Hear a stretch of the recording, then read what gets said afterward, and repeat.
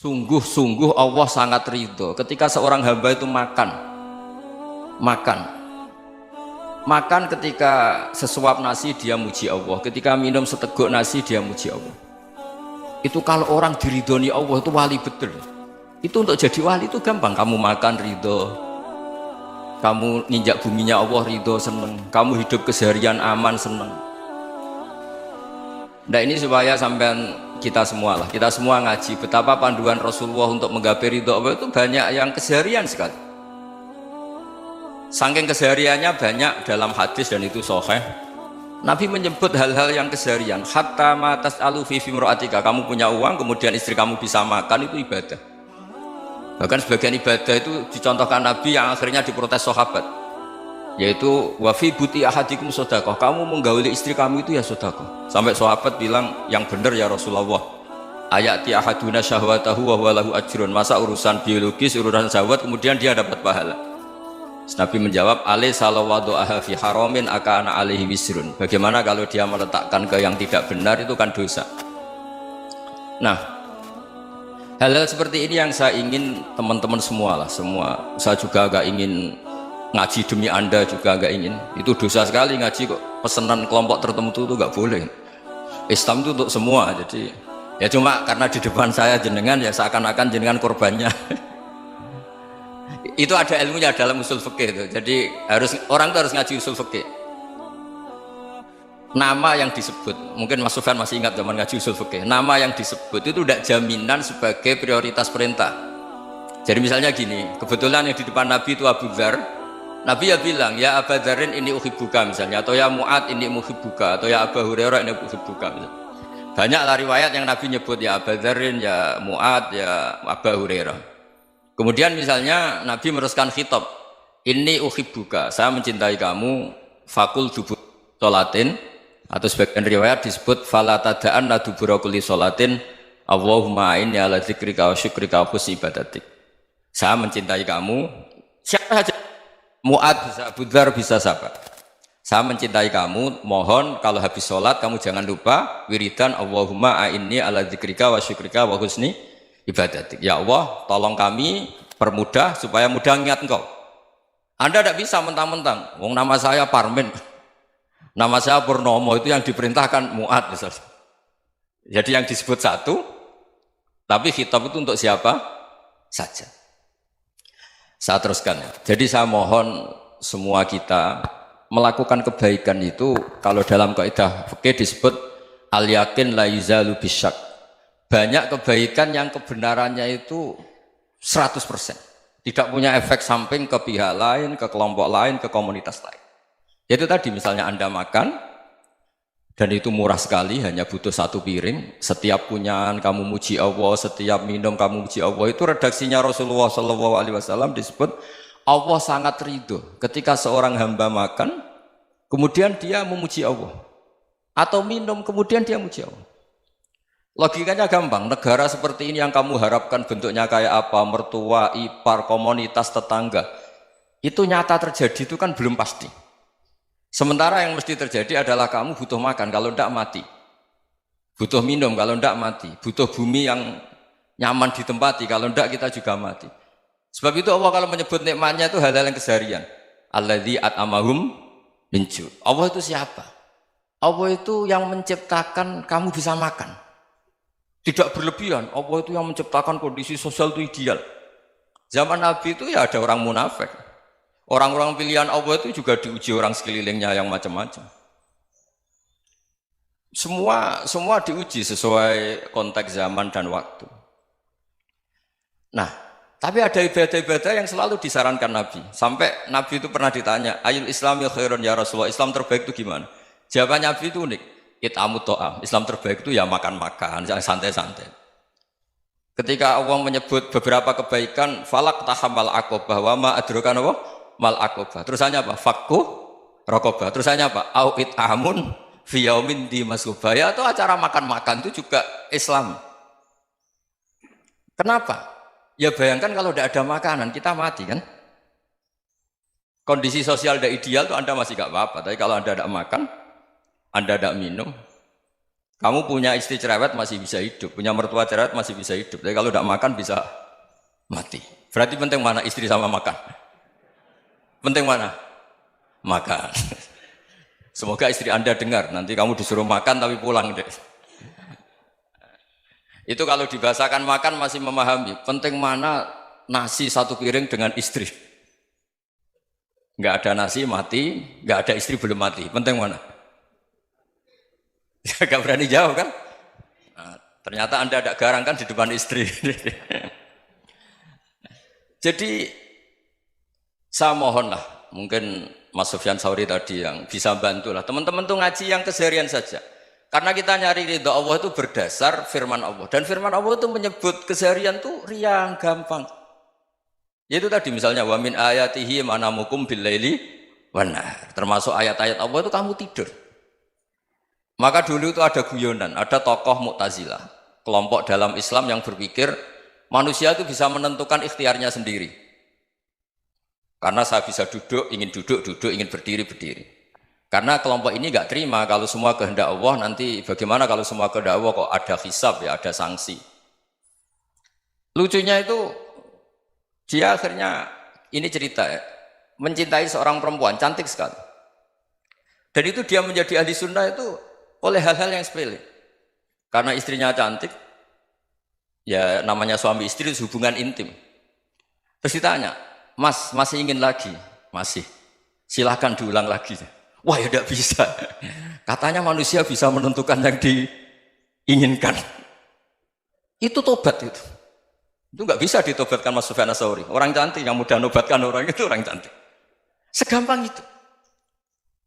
Akhirnya kita tahu, makanya kalau dalam kitab Hikam itu disebut al-aqil mayyakul madza yaf'alu wa hubi wal ghafil mayyakul madza af'al. Orang yang punya akal karena sadar ini wilayah Allah, semua milik Tuhan. Itu dia tiap hari berpikir, besok Allah akan melakukan apa terhadap dunia ini. Kamu merencanakan suatu mau plesir, ternyata gempa. Mau wisata ke Rusia, ternyata perang. Kamu tidak pernah tahu apa yang akan terjadi besok. Wa ma tadri nafsum madza taksibu ghadan. Tapi anda semua kita ini sering punya jadwal permanen. Makanya saya kalau diundang siapa saja, sanad takdir. Yang jelas Gus ini acara penting. Ya masih acara penting nak pangeran ngersakno piye? Kok ape dadi pangeran? Kamu kok mau jadi Tuhan? Itu kadang ya kiai. Penting Gus acara ini jenengan harus memastikan bisa. Loh kamu itu yang ngajarin tauhid, sesuatu itu biadillah kok bilang-bilang apa pasti. Kalau maksa terus tak tobatkan loh kamu kata saya. Ya kalau gitu Gus bilang insya Allah. Wah itu hati saya, fisik saya, roh saya sudah bilang insya Allah. Tidak usah kamu latih kata saya. Nah hal-hal tauhid keseharian itu gampang sebetulnya. Wal ghafil yaqulu madza af'al. Tapi orang yang lupa Allah dia setiap hari bilang besok apa? Kita bisa melakukan apa? Seakan-akan dia itu aktor, dia penting, dia subjek permanen, dia. Padahal kita ini hanya objek kehendak Allah Subhanahu wa taala. Karena kita yakin sesuatu yang terjadi di alam raya ini kita tidak bisa apa-apa. Makanya saya sering ngaji, sering bilang saya, ketika Anda mensifati Allah, Dia yang menghidupkan. Sudah itu tanamkan sehingga ketika kita mati santai saja. Kenapa santai? Allah punya cara menghidupkan kita. Zaman kita hidup juga gak tahu caranya ngelola jantung, ngelola paru-paru. Kamu juga gak tahu ngelola oksigen yang tidak beracun, tidak mengandung polusi. Tahu-tahu hidup. Gak ingin tua ya tahu-tahu tua, gak ingin mati tahu-tahu mati. Selama ini kita hidup juga gak tahu apa-apa sebetulnya. Hanya gaya tok, punya jadwal, punya planning.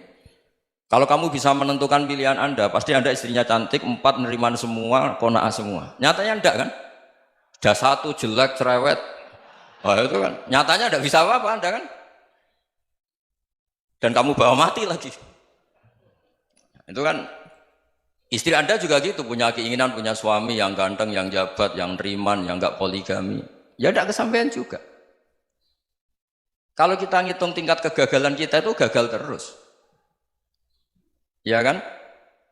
Nah, terus ingat Allah, madza yaf'alu wa bi. Orang yang punya akal selalu berpikir Allah itu menghendaki apa terhadap saya.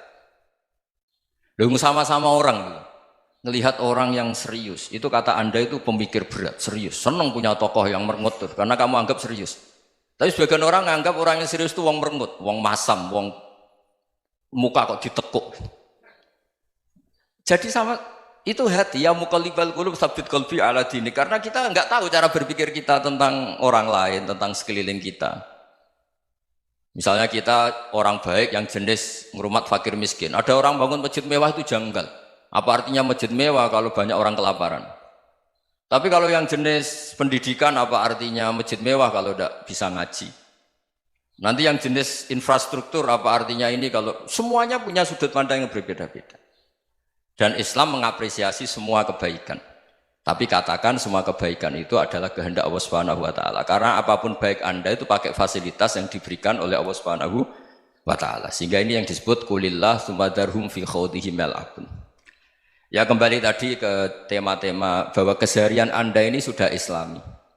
Saat Anda tidak bisa melakukan apa saja. Saya sering ada jenazah, biasanya kalau tetangga meninggal saya sering disuruh ngelepas. Saya bilang orang ini baik karena sering ngelamun di rumah, sering nganggur di rumah. Ditanya sama anaknya, kenapa Gus nganggur baik? Ya kalau dia nganggur artinya juga agak berbuat sesuatu yang maksiat kan?